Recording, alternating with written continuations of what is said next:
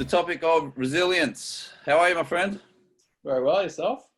Yeah, good. It's been a good week. I grew in age, turned another digit, and the wisdom, the wisdom flowing out of me is just that much more, my friend. Better than ever. So look, resilience, big topic for us. On a lot of athletes are going to love this commodity. All right, like if you're a stockbroker, you'd buy gold or silver or something like that. If you're an athlete and you could buy resilience, you'd be out there shopping for it. Very valuable. Very valuable. So just for people out there, talk to us a little bit about a definition of what resilience is, and then we'll go from there. Sounds good. Yeah, so if we're going to sort of conceptualize this definition, it would be adapting well in the face of adversity, threats, or stress. So things that, particularly in competition, come up a lot. You know, you put under a lot of pressure, you need to finish out the game really well, penalty shootouts, hitting free throws, stuff like that comes up all of the time. And sometimes we don't get the best outcomes or it has strong emotional effects on us. That's where our resilience is going to come into play. So, okay. Yeah. So that's a good definition. Look, in a nice, simple nutshell, kind of layman's definition for me, it would just be like, can you get back up and have a go? And then can you get back up and have a go with enthusiasm? Yeah. Not that's just a good extra. That's something that you want to sort of, it'll sustain you long term. I think that extra enthusiasm, that sort of juice. Yeah.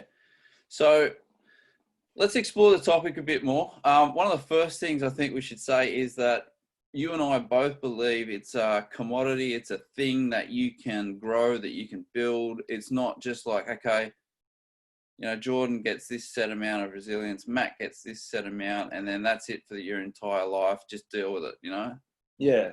I think resilience can be like a muscle.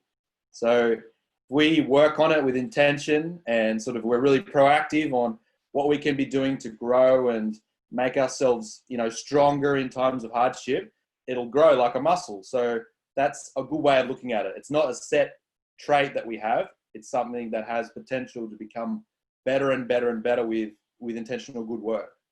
Intentional good work, yes. And that's what we're trying to get across here. So, all right, what about some content for people? How do they go about developing it like a muscle? What are some of the first things that they should be aware of when looking at their resilience? Where do they start? I think a good starting point could be to look at your support network, the people in your life that you're working with as well to sort of help towards your sporting goals. So you may be your coach, maybe your parents, your teammates. I think being really resilient, it can be going through sometimes tough times or challenging times with others. So you might be the only one on the field or on the course, but you're there because of the support of others as well. And so having a really strong support network that you can help you be accountable, help give you feedback, help clarify goals, that can really add to making you a resilient athlete that sort of gets to like the next level of success and then keeps growing from there. Yeah, and definitely overlooked. Like, I don't know about yourself, but growing up, I just thought, if it's gonna happen for me in sport, it's gonna be because of my hard work and effort and stuff like that. And that's definitely not to be underestimated. No. But like I say to a lot of the athletes around the age of around 13, 14, 15, and I look in their eyes when I say it, and I know it's not something that they've thought of. I say, look, you do realize if you're going to be really good at your sport, it's mainly going to be due to the team that you have around you. And they're like, oh, yeah, okay. It's like they've never really thought of it that way before, Yeah, and you see it a lot when you see like really world-class athletes interviewed after they've won a tournament or a championship. Yes, and they always sort of say, I wouldn't be here without my team. I wouldn't be here without my coach. People around me got me here. And like, they use like, it wasn't me, it was we. Like they got us here, stuff like that. And so it's a really key part of getting to be successful. So we want to develop these internal personal resilient tools. Yep. Okay. And then we also want to have a team around us that helps us create a resilient effect as well. They can cop some of the blows almost with you as you go along the rough journey of, failing. And let's talk a little bit about our relationship to failure then. Yeah. Well, I think a lot of people see it as just a negative. It's like failure is not good at all. It's not something you want. You want to avoid it. Mm. And being resilient, I think, is having a good relationship with failure where you just see it as part of the process. It's just, if you're trying to, particularly if you have a setback, you might need to reevaluate and try some new strategies and change how you approach competition. And maybe if you try something new, that might be a failure as well. Mm. And so if you just look at that as being like, oh, I'm hopeless, I'm never going to get any better, that's not the right way to approach failure. It's just another sort of learning. It's part of the learning process, having failures. So that's just adding to your ability to be resilient, is letting those sort of failures bounce off you and evaluate, obviously, get some feedback, and then create another process and try that one out in competition. Yeah, like we've heard examples of like the kind of fables of, like, was it Thomas Edison working on the light bulb or something? He had 10,000 goes or something ridiculous like that. I'm sure someone will understand the specifics of it, but the general theme is it's quite easy to get up and keep having another crack if like his relationship to failure was probably like, oh, every attempt I make is not a failure. It's like a step closer to me getting to the light globe, isn't it? Yeah, exactly. Yeah, that's how you want to look at failure. Just an extra piece of the puzzle that's going up towards adding up to the athlete that you want to become. So yeah, so some people's mindset can really make it easy for them to be resilient, and some people's mindset can make it almost impossible for them to be resilient. So setting that mind in place before you go to training, before you go to competition, is what we're trying to help encourage you to do. So let's talk about training. So an athlete goes to training. What can they do to become more resilient? How can they build this stuff? What do you think? One area I would say is to be really aware of your language and the thoughts and how some of the default thoughts that we have, like we can call it black and white thinking, like, oh, I never play well under pressure, or this always happens, or I'll never get this right. These really extreme sort of words that are at either end of the spectrum. Yeah. They can really have a negative effect on your ability to sort of stick to your processes and take like a rational view of what's happening in your training. So just be really conscious of how you're thinking and how you're evaluating results in training and then in competition as well. And these words like never and always and can't, they can really sort of limit you. So just be aware of like, okay, this is happening a lot. Why? Or, this is quite likely this is going to happen. How am I going to prepare for it? Stuff like that.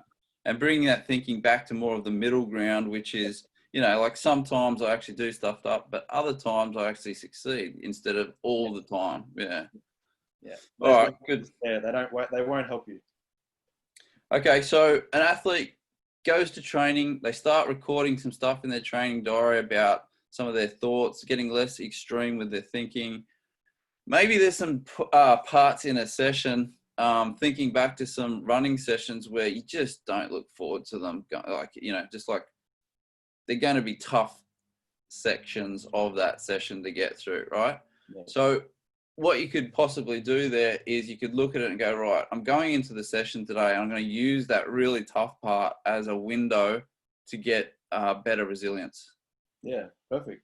Mm-hmm. And you're working on, like, anything that's going to be worthwhile to achieve is going to take a lot of hard work over a long amount of time, and it's going to mean getting better at these really hard things that a lot of people don't like practicing. A lot of people don't like turning up when it's cold or it's early. Yeah. And so if you can be like, all right, I'm going to be resilient through these tough times, it's going to come through and show so much more when I'm competing. Yeah. So, a lot of athletes are always dealing with some type of chronic injury that's been niggling away at them and stuff like that. So this is, again, another avenue for you to go, well, look, it's building resilience if I can do all my right kind of healing steps on it, but also keep making steps forward, and not letting that injury get on top of you. And you're building points in your bank account, dollars in your bank account of, my resilience stockpile. Mm-hmm. And just with the physical stuff as well, I think, like with injuries, and you need to be really conscious of paying like due respect to your body, because like stress and things that you need to be resilient has physical effects as well. So if you're better rested, eating quality food, training well at the gym, you're going to be more resilient. You're going to be putting yourself in a place where these hardships will bounce off you a little bit better because you're taking care of your body as well. Yeah. I mean, what about that term, hangry? You know, you're hungry and you're angry. You're a different human when Yeah. I think they even made an ad about it. Was it Snickers or something that made that ad where you turn into like a different person? Yeah, definitely right. If you're not eating the right nutrition, getting enough So, sleep. yeah. How are you going to be resilient if you're like on edge and all you want to do is just sleep or eat, you know? Yeah, or approach to failure where you didn't play well. You're angry, Yeah. hangry. Angry, yeah. That might work. All right, let's get some takeaways for people going into competition. So we've talked a lot about, you know, forming this into your new identity. That's going to come up every session, which needs to be said again. If you're resilient in your identity, who you believe you are, obviously that flows through as something you don't have to work on as much, right? So we've said that. Kind of like now moving into comp. Let's do a little bit of a role play for people out there so they can feel this stuff a bit better, right? So how about I throw you in as like you're a tennis player, okay? And you feel like you're a tennis player, and we'll paint a picture for someone of what it actually looks like to become more resilient in a competition. How's that sound? Yeah, sounds good. All right. So pick a scenario for me with tennis. Like what one would require you to be resilient, you think? I think it would be hard just closing out the match. Like you're serving for the match. It's all on you. Yep. Your service game, and you've got quality. You're playing against a good player with a good return, and so you've got to deliver under the pressure, basically. Right. Okay. So first of all, before the match, you could have done some mental work, which I think 80% of it is done before you get to the moment, right? So before the match, you've prepped your mind properly. You're like, okay, going to be a tough match today. If I get into the scenario where I've got to close out the match, what are some of the things that I'm going to think of that's going to really help keep me strong mentally, right? And one of the things that always we want to do as an athlete under intense pressure like that is keep our thinking processes nice and calm and nice and simple, right? As soon as they start to race, you know, think the avalanche can get out of hand quickly. So it would look something like, all right, if you're serving, you have a little bit of time in between, you go back, you focus, you maybe ask a question to yourself of like, what does resilient Jordan look like right now? Okay. And in your mind, maybe for you, you've worked out that you're when you're assertive and when you're attacking, you feel like you're tough, you know, and no one can beat you. So you slip into that mode and you simplify your mind and you say, right, what have I got to do to get this next serve in with quality? All right. And that could be all it looks like in terms of being resilient. You know, you've eliminated a bunch of nervous thoughts.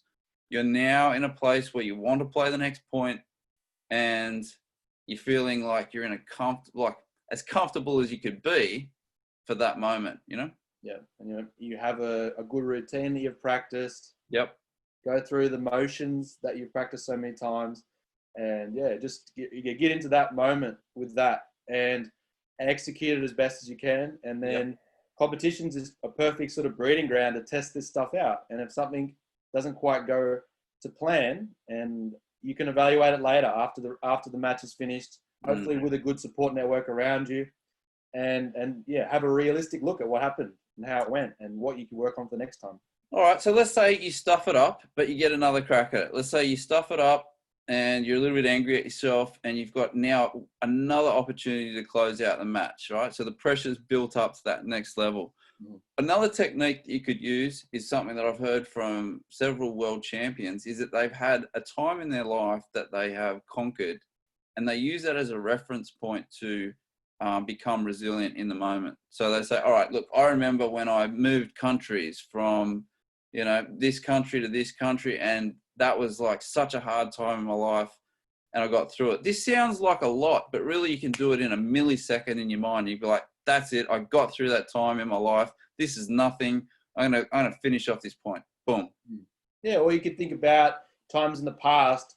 You know what it feels like to hit a really powerful serve that's been an ace. You've done it, you know, thousands or millions of times, and you sort of think back to that as you're bouncing the ball, looking at the racket, and you're like, think back to times when you've performed really well under pressure, and you can use that as a reference point to sort of anchor you back into the moment. So you know you can do it. Yeah. So it's all right.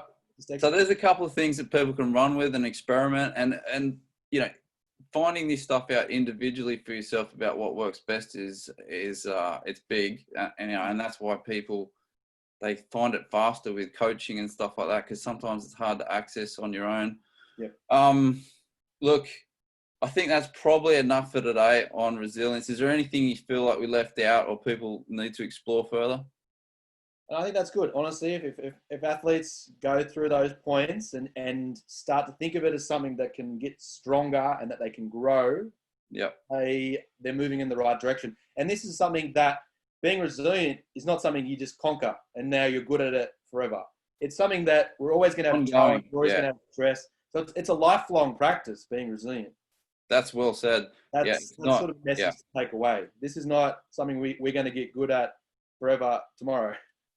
We'll do it every day. There's always going to be tough challenges coming up, whether it's sport or life, and it's just one of those like you say, lifelong skills that you just got to keep improving and then keep taking stock of. It might even be a good idea to just start measuring yourself every week in some way, shape, or form. Just going 8 out of 10 this week, real tough bugger. I'm getting tougher. You know, I'm bouncing back from stuff faster than I ever have. Just some little note for yourself like that, so you can kind of reflect on things over time is good too. Yeah, life won't always be fair. Life won't always be forgiving. So as a reaction, what we should do is become more resilient to sort of get through those times. That's the so true. All right, my friend. Just closing out. You've got a big move coming up. Okay, you're transitioning in life. How are you going to be resilient with that? Well, I think, it'll be a lot of new challenges, new changes, moving to university, starting a master's. And so I think I'll just be aware of, you know, what's my purpose? Why am I studying? And if times get a little bit challenging, come back to that and create a good plan and then execute it. That'll be very good. All right, people, hope you enjoyed that, and your relationship with resilience is a little bit better from it. Feel free to leave a comment. We don't have 1 million subscribers at this point, so your chances are we will get back to you. Yep. And we'll see you guys and girls in the next